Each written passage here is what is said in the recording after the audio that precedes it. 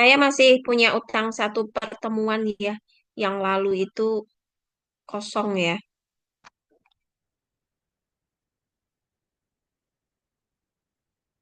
Ya, sebentar. Hari ini kita akan bahas tentang perencanaan ya. Perencanaan terhadap sediaan farmasi, kemudian alat kesehatan maupun BMHP. PPT saya sudah nampakkah? Sudah, Bu. Ya.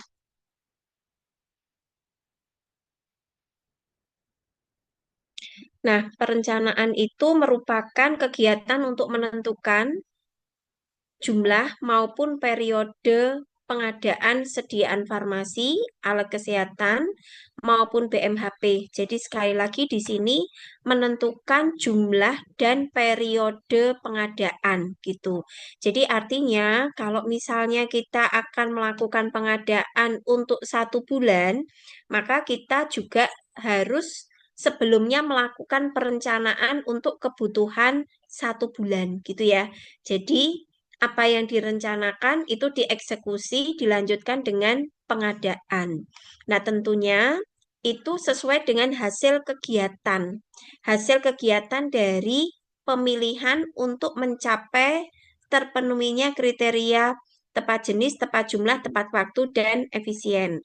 Nah, di sini ada sesuai dengan hasil kegiatan pemilihan. Pertemuan sebelumnya kita sudah membahas berkaitan dengan pemilihan. Pemilihan itu dalam tanda kutip adalah berkaitan dengan formularium rumah sakit. Jadi, ketika kita melakukan perencanaan ya dasarnya adalah dari pemilihan atau berdasarkan dari formularium yang sudah disusun dan disahkan oleh pimpinan rumah sakit ya. Dan tujuannya untuk apa? Ini untuk menjamin terpenuhinya kriteria terhadap tepat jenis. Jadi jenisnya nggak boleh salah, nggak boleh keluar dari apa yang tertera tercantum di dalam formularium rumah sakit. Kemudian tepat jumlah, artinya tepat jumlah itu kebutuhan itu tetap terfasilitasi gitu ya. Jadi misalnya contoh dalam 1 bulan membutuhkan paracetamol itu 100 100 100 box ya. Maka ya sesuai jumlahnya yang kita rencanakan juga untuk memenuhi kebutuhan di dalam pelayanan. Jadi harapannya jangan sampai tidak ada barang gitu ya. Nah, itu diiringi dari mulai dari perencanaan kita, lalu dilanjutkan dengan eksekusinya adalah pada tahap di pengadaan. Kemudian juga tepat waktu, artinya kalau hari ini butuh nih, hari ini dibutuhkan, ya tentu barang itu harus ready, bukan hari ini butuh, barang ada baru besok. Nah, kalau seperti itu, berarti sempat terjadi adanya kekosongan barang ya di rumah sakit. Nah, itu berarti tidak tepat waktu. Kemudian tujuan yang berikutnya adalah untuk efisiensi. Efisiensi berarti apa? Penghematan gitu ya. Jadi tentunya kita akan mencari adalah barang yang murah tetapi memiliki kualitas yang tinggi. Apalagi sekarang ya teman-teman kita sering sekali mendengar berita ya di media massa bahwa kita harus efisien ya.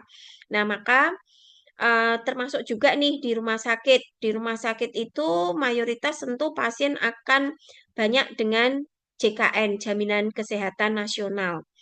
Nah, maka kita juga harus bisa menghemat nih, bisa efisien ya, supaya ketika kita merawat pasien itu juga sesuai nih, sesuai dengan biaya yang terklaim ke BPJS, tetapi pasien itu mendapatkan pelayanan yang paripurna, ya, tetapi dengan real cost atau biaya yang serendah mungkin, ya, itu.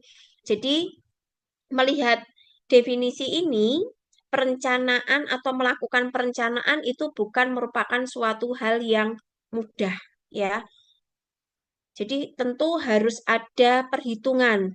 Kayak apa sih? Bagaimana sih caranya kita melakukan perencanaan itu yang baik berdasarkan formularium, tetapi dengan tujuan ini tepat jenis, tepat jumlah, tepat waktu, dan adanya faktor efisiensi. Kemudian, nah ini tujuan dari perencanaan tadi sudah kita singgung ya. Itu, lalu kita lanjut. Nah, ini teman-teman, ini yang lagi topik yang lagi naik daun nih ceritanya. Jadi ada pedoman yang dikeluarkan Kemenkes ya, yaitu ada buku yang berjudul Pedoman Tata Kelola Rumah Sakit. Ini buku yang kedua itu tentang bidang pelayanan medik. Nah, di dalam buku tersebut itu ada poin nomor 78 terkait beban persediaan farmasi terhadap pendapatan 25%. Ini merupakan indikator output dari operasional. Jadi harapan dari Kemenkes, kalau operasional kita baik, itu beban persediaan farmasi itu cukup 25% maksimalnya terhadap pendapatan. Jadi artinya apa? Persediaan farmasi tadi ada sediaan farmasi, ada alat kesehatan, dan ada BMHP. Ketiga hal ini yang dibutuhkan rumah sakit, rupiahnya itu berapa? Beban atau yang dipakai oleh pasien itu berapa rupiah dibagi dengan pendapatan rumah sakit. Nah, ini maksimal adalah 25% ya. Nah, ini sedang apa gencar ya dari Kemenkes. Memang kalau Kemenkes lebih mengarah pada rumah sakit vertikal terlebih dahulu. Vertikal itu seperti RSUP. RSUP itu vertikal. Jadi seperti kalau di Semarang ada Karyadi itu RSUP. Nah, itu milik Kementerian Kesehatan. Nah, maka yang lebih dipoinkan utama untuk melaksanakan batasan beban persediaan farmasi 25% dari pendapatan itu adalah rumah sakit milik Kemenkes ya. Nah, bagaimana rumah sakit yang lain? Nah, sekarang rumah sakit yang lain itu juga mengarah ke ini beban persediaan farmasi maksimalnya adalah berupaya supaya maksimal bisa 25% ya. Kalau kita bisa mengupayakan beban persediaan farmasi terhadap pendapatan 25%, maka operasional rumah sakit itu akan berjalan dengan baik ya. Keuangan rumah sakit itu akan jauh lebih sehat. Sehingga kita membutuhkan tadi teori di definisi perencanaan di awal tadi ada efisiensi ya. Maka perlu efisiensi tetapi pasien itu mendapatkan pelayanan yang optimal. Obat-obatnya bagus tapi biayanya atau belanja obat kita itu biayanya murah ya. Diskon kita bisa mendapatkan banyak. Nah, itu harapannya tujuan dari buku tadi ya, buku dari panduan tata kelola rumah sakit di bidang pelayanan medik ya. Maka saat ini berbagai upaya ya tentunya dilakukan seperti Kak contoh nih di tempat kami ya yang di Rumah Sakit Adiatma kami mengupayakan untuk menggabungkan satelit-satelit farmasi gitu ya. Beberapa satelit farmasi kami gabung supaya menghemat inventory karena kalau kita membuka satelit farmasi dalam jumlah banyak, maka di satelit-satelit itu tentu akan membutuhkan inventory, membutuhkan obat, alkes, BMHP ya, dan masih ada lagi buffer stoknya juga.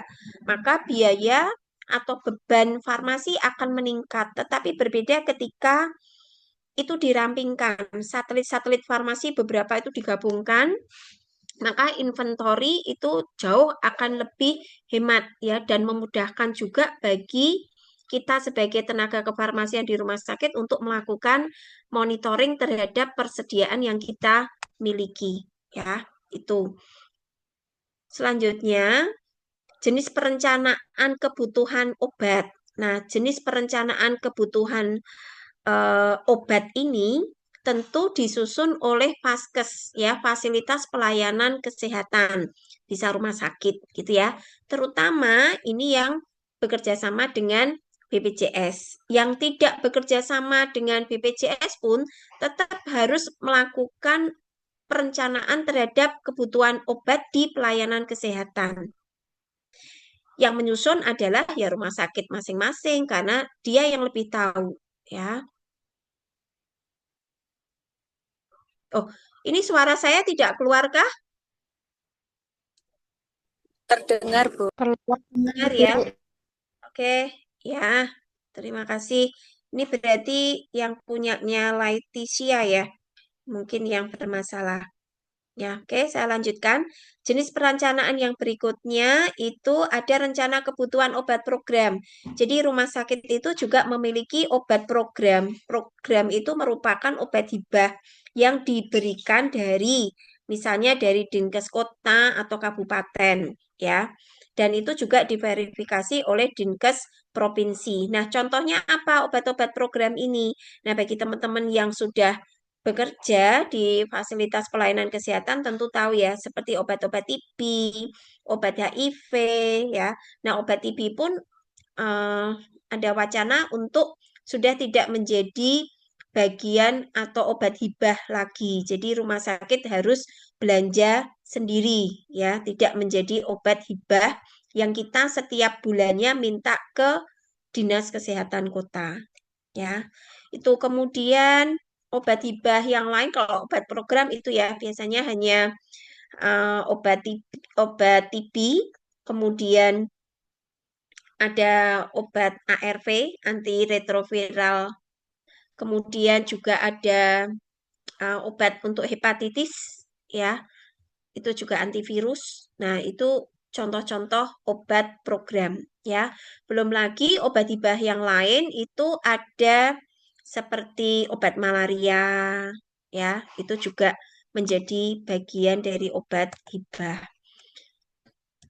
Kemudian, maka kita membutuhkan perhitungan ya, perhitungan supaya tepat terhadap jumlah jenis waktu ya, supaya ketika suatu saat dibutuhkan barang itu akan sudah ready. Nah, ini merupakan tantangan yang berat. Tantangan yang berat apa?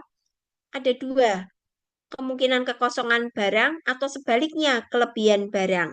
Kalau kekosongan barang akan berdampak pada pelayanan terganggu. Kalau terjadi kelebihan barang akan berdampak pada uang atau inventory rupiah itu berhenti di instalasi farmasi. Yang semestinya uang itu bisa diputar nih untuk kegiatan yang lain supaya dapat menghasilkan profit bagi rumah sakit ya. Nah, meskipun rumah sakit itu sebagai pelayanan jasa, tetap aja rumah sakit juga harus memikirkan bisnis, ya. Ada proses bisnisnya, sehingga juga tentu akan berpikir terkait dengan profit yang didapat oleh rumah sakit, ya. Nah, diharapkan ini tadi ya, tepat jenis, jumlah, waktu, dan tersedia pada saat dibutuhkan.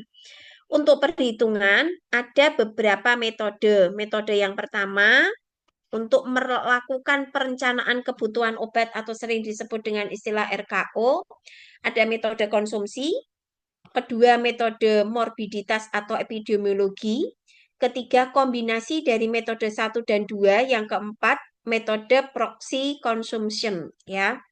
Nah, faktor-faktor yang perlu dipertimbangkan di dalam kita melakukan perencanaan sediaan farmasi Alkes BMHP itu apa? Yang pertama adalah anggaran yang tersedia itu berapa, supaya kita bisa tahu kita bisa memutarkan uang yang menjadi anggaran untuk belanja sediaan farmasi Alkes dan BMHP. Kemudian kita juga harus bisa menetapkan skala prioritas mana dulu yang akan kita belanjakan atau mana dulu yang akan kita rencanakan gitu ya. Perencanaan kita itu apa dulu yang menjadi prioritas. Tadi kalau saya singgung pengadaan, pengadaan itu merupakan eksekusi dari perencanaan yang sudah kita susun. Kemudian juga memperhitungkan terhadap sisa persediaan yang masih kita miliki. Lalu data pemakaian periode yang lalu, berarti konsumsi ya. Data pemakaian yang lalu itu seperti apa? Lalu kita juga memperhitungkan waktu tunggu pemesanan atau disebut dengan lead time. Lead time itu adalah waktu yang dibutuhkan mulai ketika kita melakukan pemesanan, kita bikin surat pesanan, bikin pemesanan, sampai dengan barang itu datang. Itu butuh waktu berapa lama. Kalau misalnya produk sediaan farmasi itu impor, maka nggak bisa tentunya dalam 1 hari itu selesai atau dalam 1 hari barang itu akan datang. Kemudian kita perlu juga buffer stock. Ya, buffer stock itu stok aman. Stok yang aman itu berkisar antara 10 sampai 20%. Kemudian juga memperhitungkan pola kunjungan. Pola kunjungan di rumah sakit kita itu bagaimana polanya? Oh, misalnya begini, musim hujan itu akan ramai pasien demam berdarah, akan ramai pasien diare misalnya. Maka tentu perencanaan obat kita juga akan mengikuti pola kunjungan tersebut. Maka ketika musim hujan misalnya banyak orang diare, maka perencanaan kita tentu akan memikirkan obat-obat diare akan lebih banyak, ya.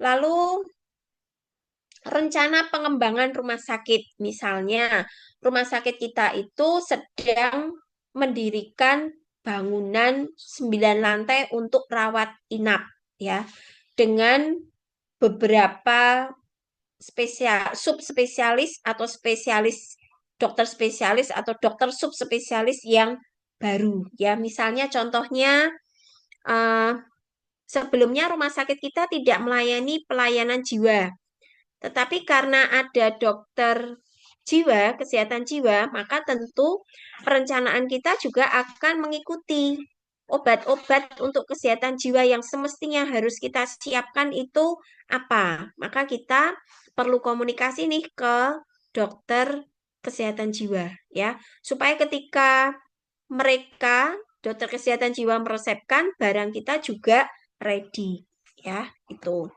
Nah, kalau lead time tadi, misal waktu tunggunya itu 2 hari, maka kita harus menghitung dalam 2 hari itu membutuhkan barang dalam jumlah berapa. Ya, itu lead time.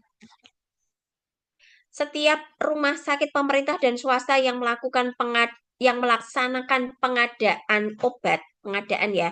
Jadi perencanaan sama pengadaan itu kan harus nyambung terus ya. Nah, ketika melakukan pengadaan obat baik rumah sakit pemerintah atau swasta, itu yang berdasarkan katalog elektronik ya dan berdasarkan TKDN, ya. TKDN itu tingkat ini apa? Tingkat produk dalam negerinya itu berapa persen. Nah, itu harus dilakukan e-monef obat. Jadi perlu dilakukan monitoring evaluasi obat ya secara elektronik. Nah, e-monef obat itu merupakan suatu sistem informasi elektronik yang untuk melakukan monitoring dan evaluasi terhadap kegiatan, mulai dari perencanaan, pengadaan, hingga pada penggunaan atau pemakaian. Tentunya di sini penggunaan atau pemakaian berdasarkan peresepan dari dokter ya. Nah, sekarang kita lihat satu-satu. Kalau tadi ada 4 metode ya, ada 3 ya, karena metode yang ketiga merupakan metode penggabungan antara nomor 1 dan nomor 2. Nah, ini yang nomor 1 itu paling mudah. Kita bicara dulu metode konsumsi. Di dalam metode konsumsi ini, perhitungan kebutuhan sediaan farmasi Alkes BMHP didasarkan pada data real konsumsi periode yang lalu. Jadi contohnya kalau kita akan melakukan misalnya pengadaan kita itu untuk kebutuhan 1 bulan, maka perencanaan kita juga untuk kebutuhan 1 bulan. Ya, dan dasarnya dari mana? Berdasarkan ini periode kebutuhan di periode yang lalu. Jadi kalau tadi 1 bulan, maka kita harus melihat nih ke belakang pemakaian dalam 1 bulan yang lalu, ya 1 bulan terakhir itu sediaan farmasi Alkes BMHP-nya itu berapa, ya. Kemudian kita masih memperhitungkan tadi ada buffer stock, ada lead time, ya. Itu menjadi beberapa faktor penyesuaian. Dan kalau faktor koreksi itu misalnya begini. Setelah dihitung paracetamol tablet yang dibutuhkan itu 9.000 atau gini, yang dibutuhkan dalam sebulan terakhir itu adalah 4.450. Maka kita juga harus melakukan koreksi. Koreksinya bagaimana? Koreksinya adalah misal tadi kebutuhan paracetamol itu tablet 4.450 untuk 1 bulan, maka kita melakukan belanja gitu ya, atau kita melakukan perencanaannya juga harus perlu memikirkan kemasan atau satuan terkecil dari paracetamol tablet. Misalnya satuan terkecil dari paracetamol tablet itu kan box gitu ya. 1 box itu isinya berapa? 100 misalnya. Nah, kalau tadi dibutuhkan 4.450, maka kita membutuhkannya berapa? Dibagi 100 kan kalau 1 boxnya isi 100. Maka kita butuhnya berapa? 44,5 box. Kalau yang dibutuhkan tadi 4.450, maka kita harus bulatkan nih ke 45 box. Ya, kenapa? Karena kita tidak bisa tuh melakukan pengadaan melalui distributor itu hanya setengah setengah box ya. Tetap satuan terkecilnya adalah box ya. Itu yang menjadi ini pada poin koreksi. Kemudian dijadikan, jadi metode konsumsi itu dijadikan perkiraan yang paling tepat saat ini ya. Meskipun ada yang eh, lebih baik lagi yaitu epidemiologi ya. Nah, hal-hal yang perlu diperhatikan apa dalam kita menentukan jumlah sediaan farmasi Alkes BMHP? Yang pertama adalah pengumpulan dan pengolahan data. Pengumpulan ini adalah data yang digunakan, ya penggunaannya itu berapa, lalu dilakukan pengolahan data, dilakukan analisis data untuk informasi dan edukasi, dan juga melakukan perhitungan rencana kebutuhan obat. Nah, data yang dibutuhkan apa? Ketika kita bicara metode konsumsi, yaitu ada stok awal kita seperti apa, ya, barang yang kita terima, penerimaan obat kita, sediaan farmasi, BMHP, lalu pengeluaran kita itu bagaimana pemakaiannya, lalu ada sisa stok tentunya bisa dihitung, ya. Kemudian, apakah ada obat rusak, kadaluarsa, ya. Jika ada, maka tentu itu akan menjadi pengurang ya. Artinya pengurang itu berarti data itu tidak menjadi data penggunaan ke pasien ya. Kemudian ada kekosongan obat ya. Nah, ini data-data yang dibutuhkan. Ada lead time, buffer stock, kemudian perlu kita melakukan usulan rencana kebutuhan itu setiap unit. Ya, misalnya satelit farmasi A, B, C. Nah, masing-masing itu harus melakukan atau punya perencanaan. Ya. Kemudian ada data relokasi. Ini jika ada pemindahan lokasi gitu ya. Karena suatu hal, lokasi apa? Fasilitas pelayanan kesehatan. Lalu dibutuhkan juga standar dari pengobatan. Ini adalah rumus dengan menggunakan metode konsumsi. A itu adalah rencana kebutuhannya, ya. B itu A sama dengan B plus C plus D dikurangi E. Nah, di situ ada stok kerja. Stok kerja itu stok real lampau atau riwayat penggunaan stok riwayat penggunaan barang kita ya, baik sediaan farmasi, Alkes, BMHP. Kemudian ada buffer stok kita, ditambah dengan lead time kita, baru dikurangi dengan sisa stok yang dimiliki di seluruh satu instalasi itu gitu ya.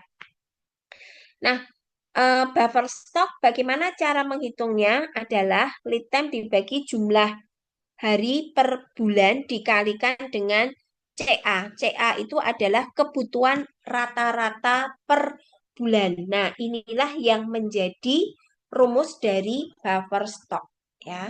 Tuh. Kemudian kita lanjut. Bentar, saya izin minum dulu ya.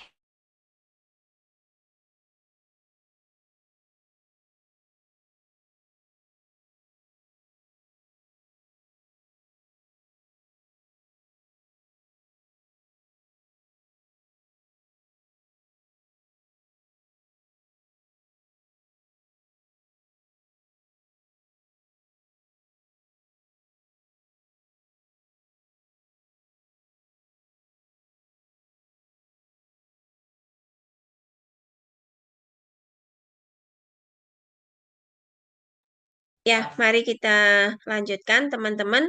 Ini adalah contoh dari metode konsumsi. Jadi ini contohnya total pemakaian natrium diklofenak yang 50 mg selama tahun 2025 itu sebanyak 2.500.000 tablet. Ternyata 2.500.000 tablet itu habis dalam 10 bulan. Artinya ada 2 bulan itu yang kosong, kita tidak punya natrium diklofenak 50 mg. Sehingga di sini sisa stok di akhir tahun adalah 0 tablet ya, karena kita ada malah terjadi kekosongan selama 2 bulan. Lalu kita diminta nih untuk menghitung perencanaan ya. Ini menghitung pengadaan, artinya sebelum kita ke pengadaan harus kita menghitung perencanaan dulu gitu ya. Maka hitunglah perencanaan kita untuk tahun 2025 berdasarkan metode konsumsi ya. Nah, caranya menghitung begini. Kita harus menghitung kebutuhan atau perkiraan kebutuhan tahun lalu, tahun 2025 itu pemakaiannya dalam 1 tahun itu butuh berapa. Karena kebetulan soal cerita ini adalah habis dalam 10 bulan, maka berapa sih kebutuhannya jika 12 bulan? Jadi paling gampang saya menghitungnya begini, 2.500.000 tablet dibagi 10 bulan. Jadi 1 bulan rata-rata 250.000 tablet. Ini baru saya kalikan dengan 12 bulan. Jadi kebutuhan pemakaian dalam 12 bulan atau 1 tahun selama tahun 2025 itu sejumlah 3 juta tablet. Lalu kita memperhitungkan stok aman kita, tadi berkisar adalah 10-20%. Misalnya kita ambil 20%. Kenapa 20%? Karena barang tersebut itu 2 bulan aja kita sudah nggak punya barang ya, kurang 2 bulan ya. Nah, maka kita kasih tuh buffer kita atau stok aman kita kalikan dengan 20%. Ya, maka buffer stok kita untuk stok aman kita nih dalam satu tahun itu adalah 600.000 tablet. Lalu kita juga memperhitungkan adalah lead time. Lead time kita, bagaimana lead time kita? Oh, waktu itu natrium diklofenak yang 50 itu susah untuk didapatkan gitu ya. Maka lead time-nya ternyata panjang nih, 3 bulan. Mulai dari kita pesan hari ini, ya, nunggu 3 bulan berikutnya baru barang itu datang. Nah, sambil menunggu kedatangan barang itu, maka kita menghitung kebutuhannya. Kalau lead time-nya 3 bulan, maka sambil menunggu barang itu datang ternyata membutuhkan sejumlah 750.000 tablet. Sehingga kebutuhan natrium diklofenak pada tahun, ini tahunnya 2024 kok di sini. Pada tahun 2026 ya. Pada tahun 2026 itu kita jumlahkan antara perkiraan kebutuhan dalam 1 tahun, ya 1 tahun itu berarti yang B 3 juta ditambah dengan stok aman 600.000 ditambah dengan lead time. Itu kebutuhan natrium diklofenak di tahun 2026 sehingga hasilnya 4.350.000 tablet. Tapi kita juga harus melihat sisa stok kita berapa. Oh, sisa stok kita di akhir tahun ternyata nol. Maka ya sudah, angka inilah yang akan kita rencanakan ya, 4.350.000 tablet ya. Karena sisa stoknya adalah nol. Nah, kita juga harus memikirkan ini, kalau ini sudah masuk ke arah pengadaan ya. Jadi natrium diklofenak itu satu box itu berapa sih isinya? Oh, kita biasanya pakai yang satu box isi 100. Ya sudah, berarti 4.350.000 tablet dibagi dengan 100 tablet. Ya, gitu. Karena per boxnya, karena kita ingin mencari tahu berapa box sih yang harus kita beli ke PPF. Ya, karena tidak bisa kita melakukan artinya gini, nggak bisa kita melakukan, oh ya sudah belanjanya sesuai perhitungan ya 4.350.000 tablet. Padahal nggak mungkin begitu misalnya. Maka kita harus bagi tuh, kita harus menentukan jumlah kemasan itu satu boxnya isi berapa. Ya, kalau tadi 4.350.000 tablet dan satu boxnya itu 100, tinggal kita bagi 100. Sehingga perencanaan kita terhadap natrium diklofenak 50 miligram di tahun 2026 itu sejumlah 43.500 box ya, itu. Nah, ini ada tugas teman-teman, coba ya. Teman-teman mencoba menghitung nanti, silahkan siapa yang sudah selesai dan akan menjawab, silahkan. Saya bacakan soalnya. Pengadaan allopurinol 100 miligram selama tahun 2025 1.005.000 tablet. Sisa stok akhir tahun, ingat, sisa stok akhir tahun 2025 itu kita masih punya sisa 154 tablet. Diketahui stok amannya adalah 10%, lead time-nya itu 7 hari. Tadi kita bisa ya menghitung stok aman tadi ya. Lalu hitunglah eh, pengadaan kita di tahun 2025, 2026 dengan metode konsumsi. Nah, ini sudah ada sih teman-teman jawabannya. Nah, silahkan eh, teman-teman coba dicermati dulu ya, terkait dengan perhitungan ini ya, itu. Silahkan 1 menit. Kalau ada yang bingung, bisa ditanyakan ke saya. Dan kata kuncinya jangan lupa di sini bahwa kita masih punya sisa stok di akhir tahun 2025, yaitu 154. Ya, ini bukan soal jebakan, tetapi seringkali mahasiswa terkecoh nih dengan adanya sisa stok. Ya, silahkan 1 menit untuk dipahami.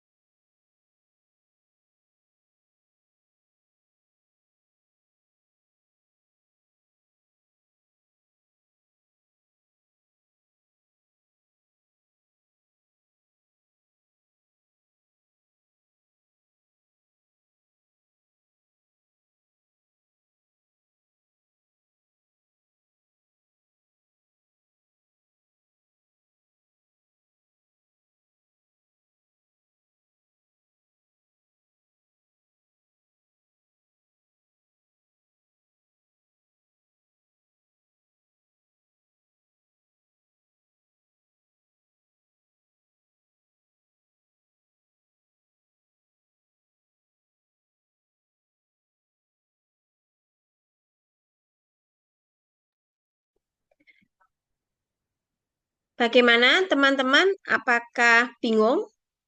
Jadi pertama, kita harus menghitung dulu. Bentar, saya cari pointer saya.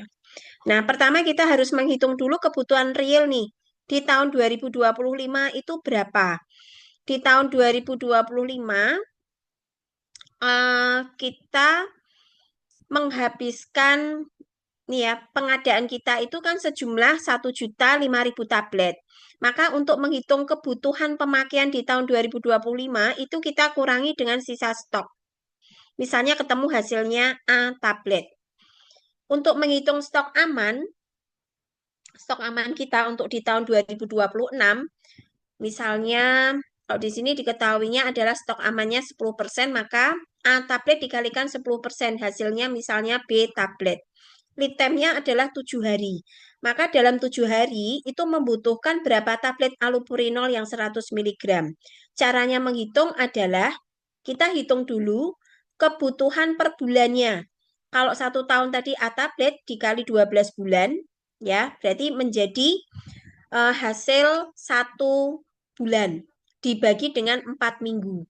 Hasilnya C tablet. Ya, atau bisa juga dengan menghitung lebih cepat yaitu 7 hari dibagi 365 hari. 365 hari itu 1 tahun 365 dikalikan dengan A tablet yang di sini. Hasilnya C tablet. Ya, memang ini ada selisih sih kalau kita pakai perhitungan lead time yang atas maupun lead time yang bawah. Tetapi nggak apa-apa, kita mau pakai yang mana, prinsipnya masuk akal semua untuk kita bisa menghitung data lead time. Ingat, kata kunci, sisa stok di akhir 2025 masih ada 154 tablet. Jadi, pengadaan allopurinol 100 mg itu kita membutuhkan berapa jumlahnya? A tablet menjadi real kebutuhan di tahun 2025, ditambah dengan B tablet stok aman kita, ditambah dengan C tablet lead time 7 hari kita, masih dikurangi dengan sisa stok kita.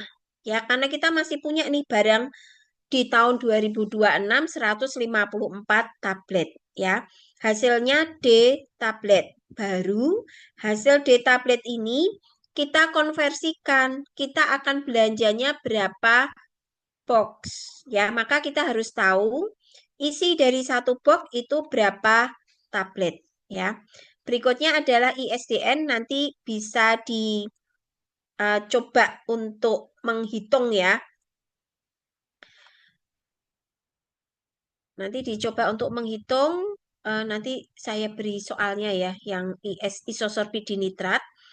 Nah, kita masih berada di metode perencanaan. Kalau tadi metode konsumsi, sekarang berikutnya metode epidemiologi atau morbiditas.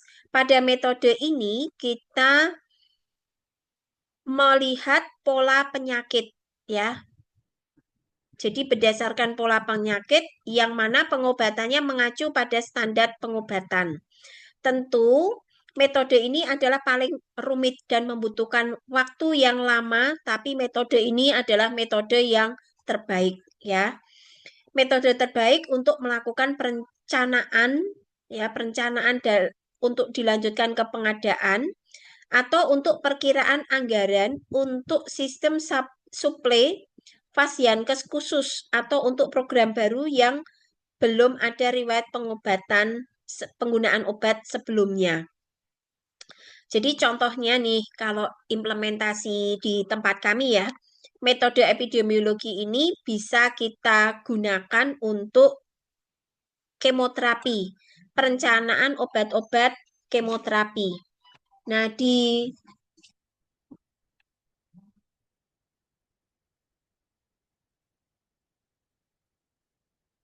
dalam perencanaan obat kemoterapi itu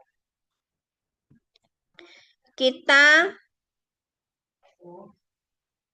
sudah punya gambaran bahwa pasien A itu membutuhkan obat kemoterapi kapan saja karena sudah ada programnya ya, sudah ada jadwalnya. Programnya itu kapan dan butuh obatnya itu apa, sehingga akan bisa tepat ya, tepat di dalam kita melakukan pengadaan. Maka perencanaan itu penting. Kalau perencanaan kita bagus, harapannya pengadaan juga akan oke, sehingga ketika dipakai akan siap, ready, dan tidak terjadi kelebihan barang. Tapi metode ini tentu merupakan metode paling rumit dan membutuhkan waktu yang lama. Tapi metode ini adalah metode yang baik gitu ya. Nah, data yang dibutuhkan apa? Perkembangan pola penyakit, jumlah kasus yang ada, kemudian jumlah sasaran program, jadi berapa sih pasien kita, perkiraan pasien kita, lalu standar pengobatan. Misalnya, ini ada contoh sih. Ah, contohnya nanti adalah untuk diare. Nah, langkah-langkahnya seperti ini. Kita menetapkan dulu pola morbiditas penyakitnya berdasarkan umur ya, berdasarkan umur pasien. Dan eh, jadi kita mau cari dulu penyakitnya mau apa, lalu berdasarkan juga usia, umur ya. Jadi misalnya anak ya 0 sampai 4 tahun, 4 sampai 14 tahun dan seterusnya. Karena dosis akan berbeda. Selain dosis berbeda, mungkin bentuk sediaan juga akan berpengaruh. Misalnya untuk pasien 0 sampai 4 tahun itu jelas akan lebih baik untuk meningkatkan kepatuhan konsumsi obat, itu yang dipilih adalah obat-obat yang sirup bentuknya. Tapi beda ketika pasien itu sudah menginjak dewasa. Maka obat-obat kita arahkan ke bentuk sediaan tablet misalnya. Kemudian pengumpulan data meliputi perkiraan jumlah populasi, morbiditas penyakit. Jadi penyakitnya mau apa nih yang kita pilih? Biasanya ini adalah dipilih yang kuantitinya banyak. Penyakitnya itu terbesar apa atau 10 besar penyakit itu apa? Maka obat BMHP, Alkes yang kita sediakan untuk 10 besar penyakit itu setidaknya sudah bisa mewakili sekian persen itu pasien kita itu aman gitu ya terkait dengan perencanaan pengadaan kita untuk penggunaan obat 10 besar penyakit yang ada di rumah sakit kita. Dan kita juga harus punya standar pengobatan. Misalnya pasien diare itu membutuhkan obatnya itu apa saja, ya. Lalu juga sasaran program, ya. Sasaran programnya itu apa? Jadi, di sini kita menghitung kebutuhan jumlah obat meliputi jenis obat, dosis, frekuensi, dan lama terapi. Menghitung secara total jumlah kebutuhan obat yang harus disiapkan. Jadi keseluruhannya nanti baru kita gabung nih. Misalnya pasien demam berdarah butuh paracetamol. Lalu ada pasien misal lagi apa ya yang butuh paracetamol juga ya, demam berdarah paracetamol. Lalu misalnya pasien juga tipoid ya, tipoid juga ada demamnya. Nah, paracetamol di demam berdarah, di penyakit tipoid itu butuhnya berapa? Nah, itu baru kita gabungkan sebagai kebutuhan perencanaan kebutuhan paracetamol di periode yang akan datang ya. Itu langkah-langkahnya. Nah, ini contoh realnya gampangnya seperti ini. Sebetulnya saya ada contoh yang untuk kemoterapi ya, tapi belum saya buka nih filenya. Kita lihat dulu contoh yang ini. Menghitung masing-masing obat yang diperlukan per penyakit. Contohnya pada pasien diare. Pasien diare itu bisa menyerang pasien anak maupun pasien dewasa. Kita lihat dulu. Poin yang pertama ini pada pasien anak. Satu siklus kebutuhan oralit pada diare anak itu butuh 15 bungkus. 15 bungkus ini yang N-nya adalah 200 ml. Jumlah kasusnya yang ada, perkiraan jumlah kasus di ke depan berdasarkan kasus tahun sebelumnya 18.000 kasus. Berbeda ketika dewasa. Kalau dewasa, jumlah kasus diare di rumah sakit tidak sebanyak pasien anak ya. Tapi oralit yang dibutuhkan beda. Kalau yang dewasa, oralit yang dibutuhkan ini yang dilarutkan ke 1 liter, tapi cukup hanya 6 bungkus ya. Jadi beda kebutuhannya. Nah, baru kita kalikan jumlah kebutuhan oralit yang diperlukan itu berapa.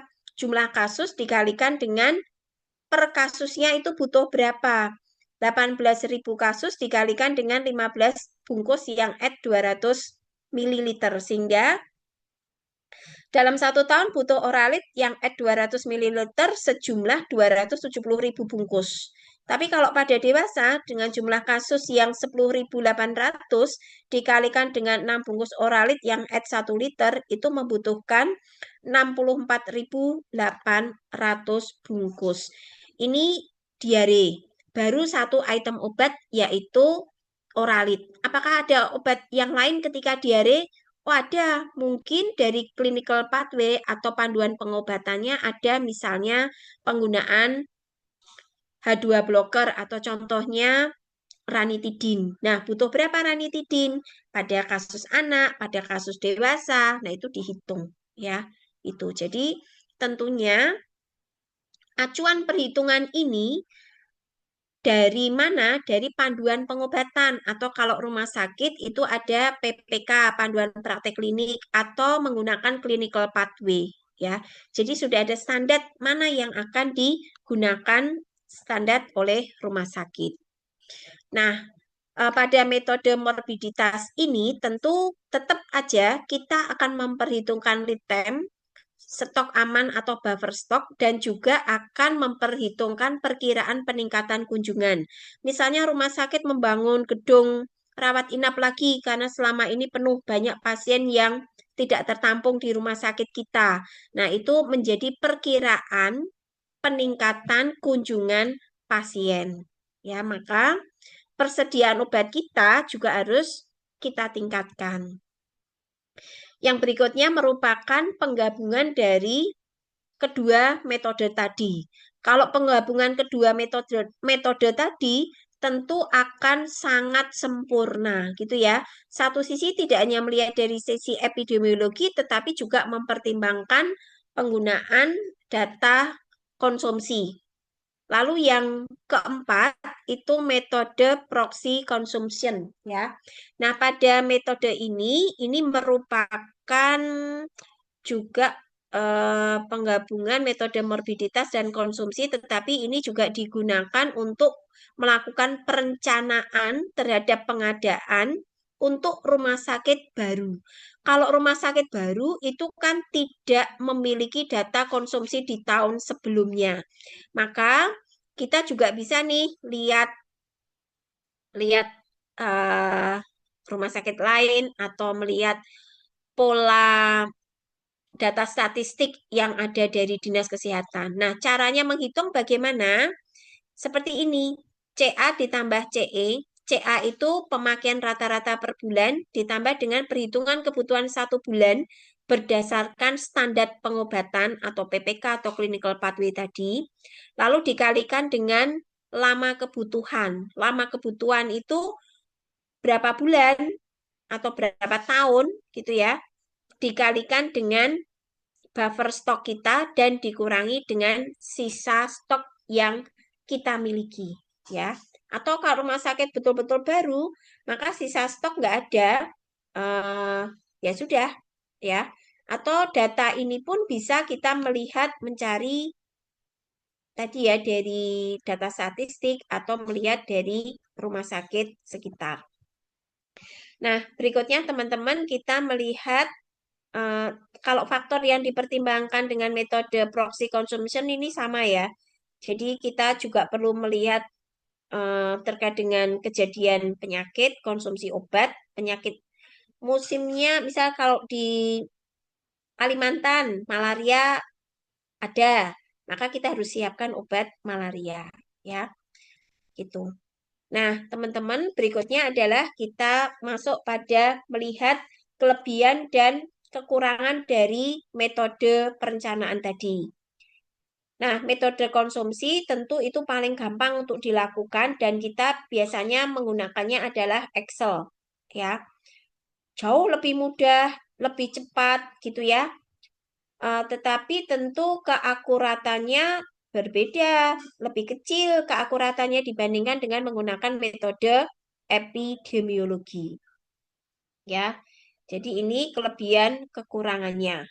Ya, itu selanjutnya kita lihat pada metode epidemiologi atau morbiditas. Tentu kevalitan atau ketepatan data akan lebih mendekati dibandingkan dengan menggunakan metode konsumsi ya karena ini memperhitungkan jumlah kasus ya jumlah kasus dan memperhitungkan pula standar pengobatan ya yang dipakai itu butuh obatnya apa ketika demam berdarah ya itu. Jadi tentu ini akan lebih efisien ya tapi membutuhkan efisien itu artinya tidak terjadi penumpukan dalam jumlah banyak penumpukan obat alkes BMHP ya. Tapi sisi lain adalah lama kita di dalam melakukan perencanaan metode morbiditas ya. Nah, metode proxy consumption ini kelebihannya adalah akan melibatkan nakes yang lain ya. Kemudian ini bisa juga merupakan kombinasi kedua metode konsumsi morbiditas. Itu lalu ini akan efektif dipakai untuk fasilitas pelayanan kesehatan yang baru.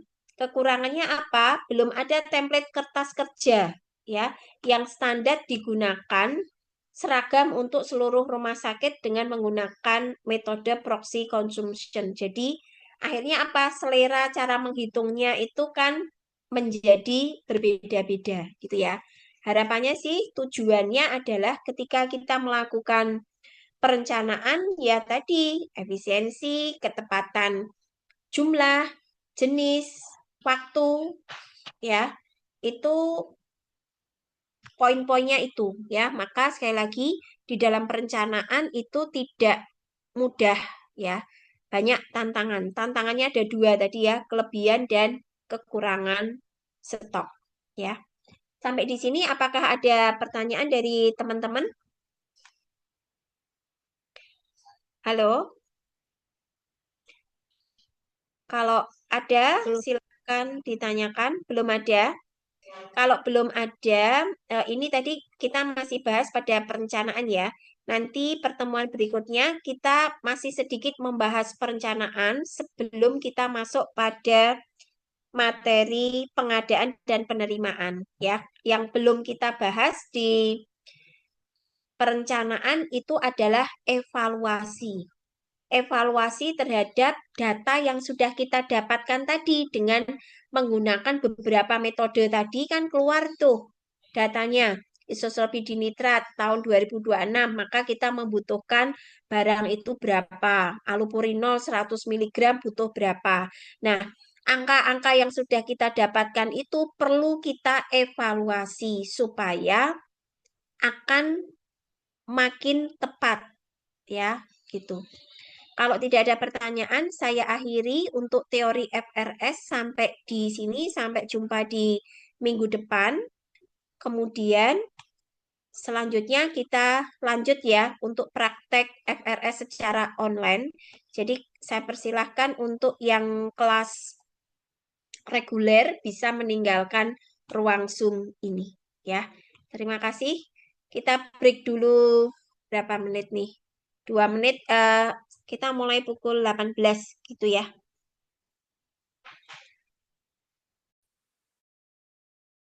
Terima kasih, Bu. Ya, sama-sama. Terima Terima kasih, Bu. kasih, Bu. Terima kasih Bu Muti. Selamat sore. Untuk materi praktek ya. Praktek hari ini itu kita dengan materi teknik aseptik ya. Jadi nanti kita tentu lihat video ya karena teman-teman tidak praktek secara offline.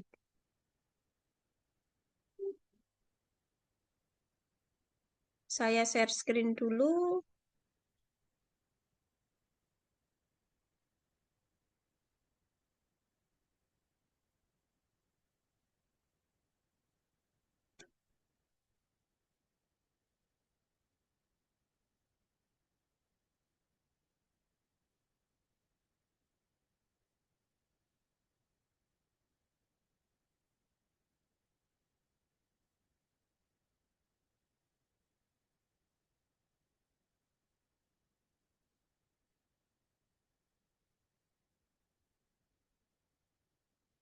Apakah sudah nampak teman-teman untuk PPT-nya? Sudah, Bu. Oke.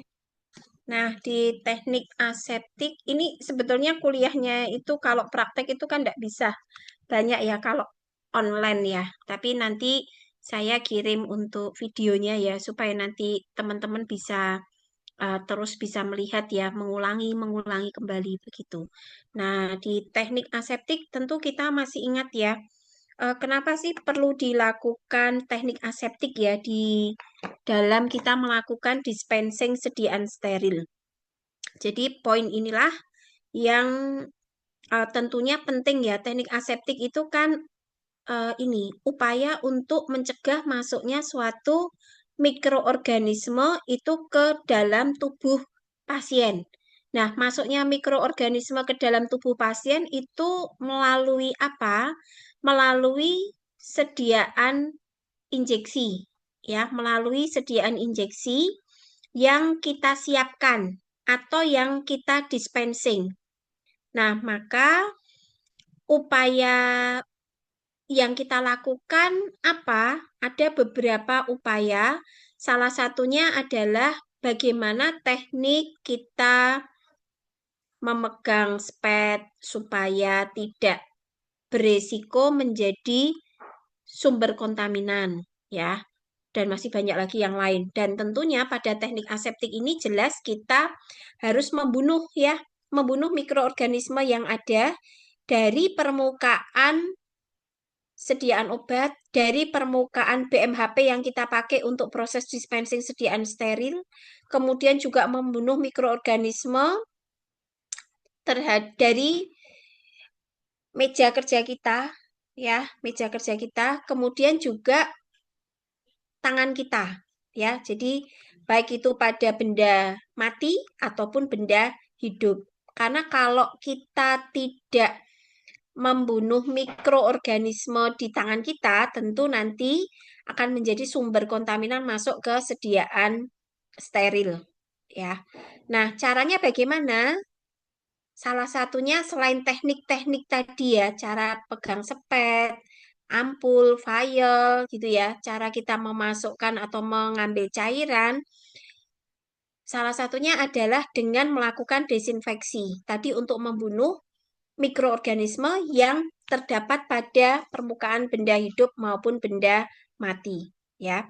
Dispensing sediaan steril sesuai dengan Permenkes 72 tahun 2016, ya, yang berjudul Standar Pelayanan Kefarmasian di Rumah Sakit, itu merupakan kegiatan kita di IFRS, di instalasi farmasi rumah sakit untuk melakukan ini ya, dispensing sediaan steril dan ada 7 tujuan. Menjamin sterilitas sediaan, meminimalkan kesalahan pengobatan, menjamin kompatibilitas dan stabilitas sediaan, lalu menghindari adanya paparan zat berbahaya. Zat berbahaya ini ketika kita melakukan dispensing sediaan sterilnya adalah produk kemoterapi. Lalu menghindari pencemaran lingkungan. Nah, pencemaran lingkungan ini terutama adalah kalau kita melakukan dispensing sediaan steril untuk produk-produk kemoterapi, ya.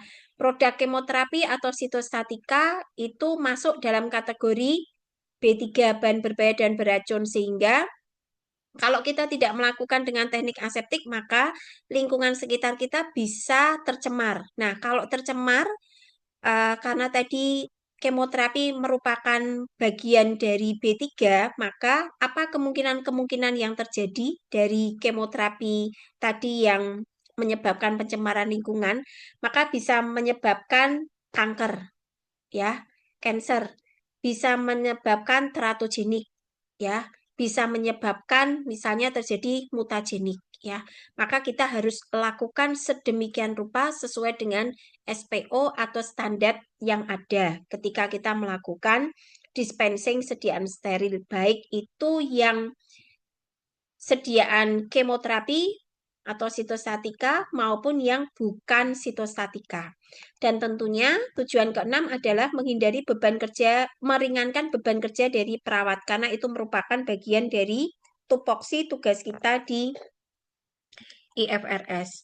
Kemudian juga bisa melakukan penghematan biaya pengobatan, terutama untuk obat-obat yang bisa cost sharing. Jadi misal satu file bisa digunakan oleh 2 atau 3 pasien, sehingga real cost untuk pasien tersebut ketika dirawat di rumah sakit akan menjadi turun.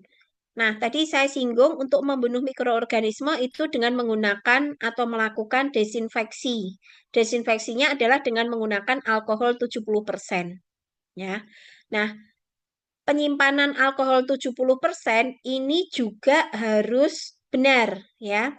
Jangan menyimpannya tidak benar, artinya tidak benar itu tidak tertutup rapat karena akan menguap. Ketika menguap, maka konsentrasi dari alkohol akan turun. Kalau konsentrasi alkohol turun, maka upaya desinfeksi atau membunuh mikroorganisme ya, itu akan turun tentunya dan tentu itu akan menjadi resiko kontaminan mikroorganisme masuk ke sediaan steril yang sedang kita dispensing ya. Prinsipnya adalah kita melakukan dispensing atau penyiapan itu sampai ke unit dos pasien. Nah, ini seringkali sangat dimanfaatkan untuk pelayanan pada pasien pediatri, pasien yang anak ya, neonatus. Nah, itu. Upaya melakukan teknik aseptik pertama adalah kita harus melepaskan aksesoris kita seperti misalnya gelang, jam tangan, cincin, itu kita nggak boleh pakai. Ya, jadi bagi teman-teman yang bertugas di dispensing sediaan steril harus melepaskan aksesoris yang ada. Kenapa harus dilepaskan? Karena aksesoris-aksesoris itu akan menjadi sumber kontaminan mikroorganisme yang masuk ke produk sediaan steril yang sedang kita dispensing. Lalu kita juga harus melakukan hand hygiene, kebersihan tangan kita.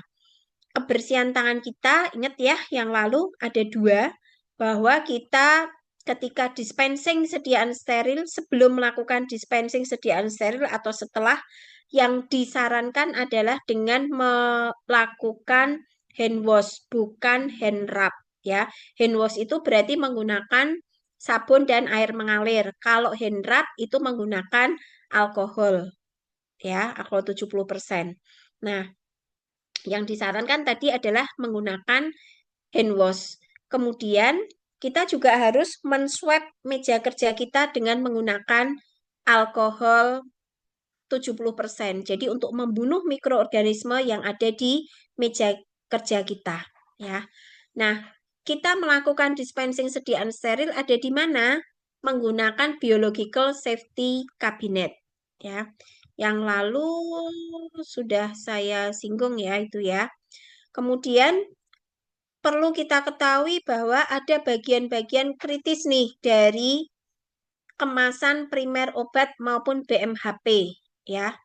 Tidak boleh kita sentuh meskipun tangan kita itu menggunakan handscoon. Lalu ada teknik cara membuka dan menutup jarumnya itu seperti apa? Nanti kita lihat videonya. Dan menjaga supaya kalau kita ini menggunakan file, maka kita harus bisa menjaga bahwa di dalam file itu tetap bertekanan negatif, ya, ketika kita melakukan dispensing sediaan steril. Kalau tekanan udara di sekitar kita ini kan tekanannya positif, ya. Tekanan udara di dalam file biasanya dari pabrik obat itu sudah disetting tekanannya adalah negatif. Maka ketika kita bisa menjaga kalau tekanan di dalam file itu tetap negatif, maka tidak ada atau tidak mungkin adanya mikroorganisme masuk ke dalam file. Ya, itu. Tapi kadangkala dari produsen ya, dari pabrik itu file itu ada yang dalam tekanan udaranya adalah positif. Nah, ketika positif maka tentu sama-sama positif ya, tekanan di luar positif, di dalam file positif, maka ada resiko terjadinya kontaminan masuk ke dalam file. Maka caranya adalah kita membuat tekanan di dalam file itu menjadi negatif dengan cara menarik udara dari dalam file, ya. Nah, ini cara hand hygiene ya. Yang disarankan adalah dengan menggunakan hand wash, maaf, hand wash. Hand wash itu yang ini ya. Jadi kita menggunakan cairan berbasis apa? Sabun dan air mengalir. Untuk teknik-tekniknya itu sama ya. Jadi tekniknya sama ya. Perbedaannya hanya dengan menggunakan sabun dan air mengalir saja. Ketika pakai sabun dan air mengalir, tentu kita membutuhkan tangan kita harus dibasuh ya. Dibasuh dengan menggunakan air tadi, lalu kita lap nih, kita lap dengan menggunakan eh, tisu ya. Setelah itu tisu dibuang. Jadi dimulai dari sini ya, maaf, hand wash itu yang sisi kanan ya, bukan yang kiri ya, kiri hand rub. Yang sisi kanan kita buka dulu keran air ya. Membuka keran air yang disarankan adalah tidak menggunakan telapak tangan kita atau jari-jari kita, tetapi dengan menggunakan siku tangan kita. Karena kita akan membersihkan tangan kita ya. Kalau tangan kita kotor, kita membuka keran, maka keran itu akan ikut kotor ya. Jadi pakai siku atau rumah sakit sudah kerannya itu dengan menggunakan sensor, yaitu akan ngalir sendiri ya ketika tangan kita berada di bawah keran. Atau menggunakan sensornya adalah menggunakan kaki. Misalnya ketika kaki kita dekatkan dengan sensor, maka baru air mengalir. Nah, lalu kita ambil sabun. Ini poin yang pertama ya. Kita ambil sabun secukupnya. Lalu kita poin yang kedua, putar di telapak tangan. Putar di telapak tangan ke arah berlawanan dengan arah jarum jam. Kenapa harus berlawanan dengan arah jarum jam? Menurut Komite PPI, ya pencegahan dan pengendalian infeksi, kalau kita memutar atau membersihkan telapak tangan kita itu dengan arah kebalikan dari jarum jam, maka seluruh telapak tangan kita itu akan bersih. Ya, beda kalau searah dengan jarum jam, ya. Kemudian yang ketiga, punggung tangan. Punggung tangan kan ada dua, maka akan bolak-balik nih, punggung tangan satu, punggung tangan yang berikutnya. Lalu yang keempat, sela-sela jari kita harus kita bersihkan. Yang kelima di sini adalah punggung jari sampai pada sela-sela. Ini kalau kami bilang istilahnya adalah mengunci, ya, terkunci begini, ya. Lalu ibu jari, nah, ibu jari itu dibersihkan, ya, diputar begini ibu jarinya, kanan dan kiri. Dan ini ada hitungannya ya, 100 kali per menit ya hitungannya ya. Jadi kalau enak itu 4 kali hitungan. Setiap tahap itu 4 hitungan ya. Kemudian setelah kita membersihkan ibu jari kita, bergantian ya, ibu jari satu, ibu jari yang kedua, lalu ujung jari ya, ini kita bersihkan ya, gantian. 1, 2, 3, 4 gitu ya. Setelah itu, poin ke-8, kita membasuh tangan kita dengan menggunakan air mengalir. Ambil tisu untuk membersihkan tangan kita. Ketika membasuh ini nggak ada gerakan-gerakan yang ditentukan ya. Yang penting kita basuh tangan kita bebas dari sabun. Lalu ambil tisu untuk mengeringkan tangan kita. Lalu tisu itu kita pakai untuk menutup keran ya. Sehingga ketika kita melap tangan kita, keran itu masih tetap menyala ya. Gitu. Kecuali tadi ya menggunakan ada sensornya. Ketika tangan kita tarik, otomatis dari keran itu akan berhenti ya. Dan gerakan ini itu membutuhkan waktu total adalah 40 sampai 60 detik. Jadi hand wash atau cuci tangan dengan menggunakan sabun dan air mengalir ini butuh waktu 2 kali dari hand rub. Kalau hand rub butuh waktu 20-30 detik. Berikutnya adalah bagian dari siring dan needle. Nah, di sini kita perlu mengenal bagian-bagian atau ya bagian dari siring ya. Bagian ini adalah disebut dengan barel dari siring. Lalu ada skala-skala, ini ada kalibrasi dari skala ini.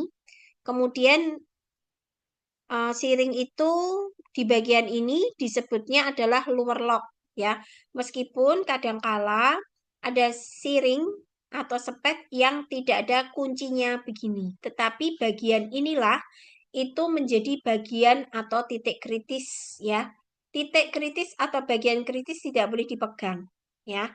Kenapa? Karena bagian-bagian kritis itu resiko sekali mikroorganisme masuk.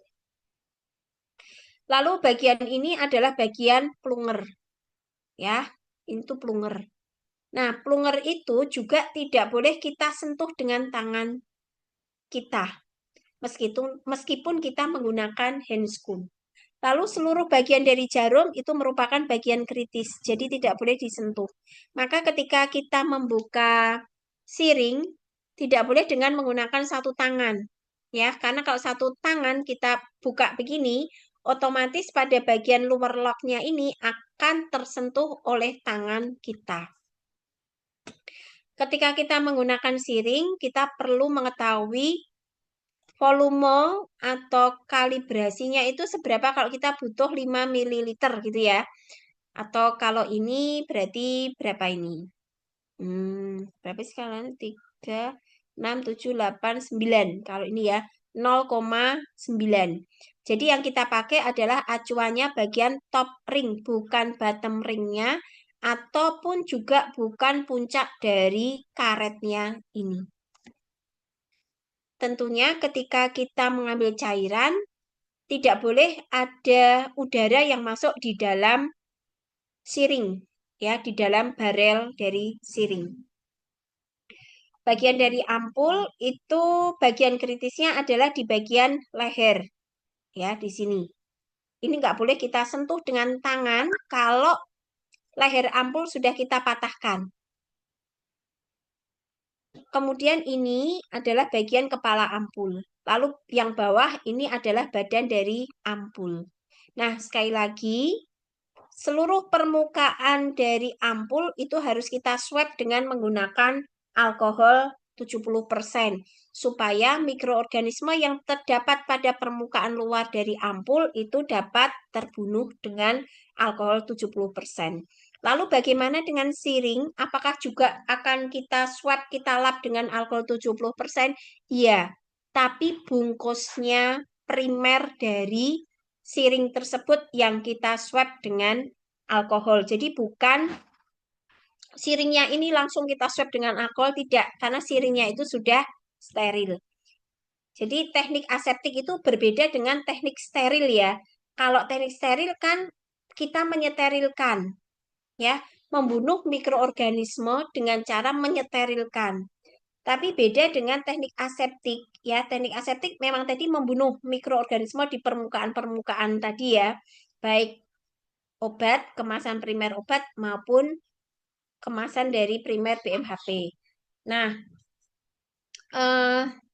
tadi teknik aseptik itu juga memperhatikan tekniknya ketika kita dalam proses melakukan dispensing, ya. Nah, ketika leher dari ampul ini sudah kebuka, maka lubangnya kan akan besar sehingga tidak boleh kita sentuh dengan tangan, dan ampul itu adalah single dose, tidak bisa dipakai oleh lebih dari satu kali dosis, berbeda dengan bentuk sediaan vial. Kenapa demikian? Karena vial itu ketika ditusuk dengan jarum, maka ketika jarum dicabut, karet dari vial itu, penutup vial atau rubber stopper, itu akan menyatu kembali. Berbeda dengan ampul. Kalau ampul, ya udah terbuka karena kacanya pecah. Meskipun ada ampul yang bukan gelas, bukan kaca, tetapi ampul plastik. Nah, kalau ampul plastik juga sama prinsipnya. Ketika dipatahkan kepala ampulnya, ya, maka leher ampul akan terbuka. Sehingga tidak direkomendasikan untuk menggunakan sediaan ampul itu untuk lebih dari 1 dosis. Karena pasti lubang ampul itu akan terbuka lebar lebih lama dan kita mengambil cairan dari ampul tersebut. Maka setelah dosis pertama sangat-sangat berisiko terjadinya kontaminan. Ya. Kita bicara vial juga memiliki bagian kritis. Infus juga sama, punya bagian kritis yang sama dengan vial, yaitu di bagian rubber stoppernya. Ketika rubber stopper itu karet dari penutup itu terlihat atau segelnya sudah kita lepas, maka karet itu, tutup karet itu adalah merupakan bagian kritis. Jadi nggak boleh kita sentuh, ya. Termasuk ketika kita menggocok cairan, karena bisa jadi dari pabrik itu sediaan injeksinya bentuk serbuk, maka kita harus menambah pelarut dan kita harus menggocoknya, gitu ya. Nah, itu menggocok juga tidak boleh kita sentuh di rubber stopper vial. Nah, setiap obat punya sifat fisika kimia yang berbeda-beda tentunya. Maka kita harus pelajari sifat fisika kimia dari obat yang ada, yang akan kita dispensing. Contoh ya, misalnya antibiotik sevotiam, itu dari pabrik itu bentuknya serbuk, maka kita larutkan dengan pelarut yang kompatibel. Nah, maka kita perlu istilahnya apa? Menghomogenkan gitu ya. Nah, ketika kita tambahkan dengan pelarut, di bagian vial itu akan membentuk gas. Ketika kita sedang memasukkan pelarut ke dalam vial, wah, itu terjadi apa ya? Ketika kita dorong plunger ya, itu akan berat sekali karena dia membentuk gas dan gas itu akan masuk ke dalam siring. Maka ketika kita akan mengambil 10 cc cairan dari sevotiam tersebut yang sudah kita larutkan dengan pelarut, maka kita menggunakan spatnya atau siringnya itu 2 kalinya volumenya. Maka kita butuh yang 20 ml ya, siring supaya ada ruang, ada tempat untuk gas itu ada tempat untuk menyimpan gas ya, ada ruang penyimpanan gasnya. Karena kalau tidak kita tetap pakai yang spet atau siring 10 cc, cairan yang kita ambil 10 cc, tidak mungkin ya, sangat-sangat tidak mungkin karena plunger itu pasti akan lepas ya, akan loncat. Nah, itu berbeda-beda ya setiap obat ya. Maka kita harus membaca pemberian obat ya, sifat kimianya seperti apa. Nah, berikutnya kita masih di vial. Ini ada angka 45 derajat. Artinya apa?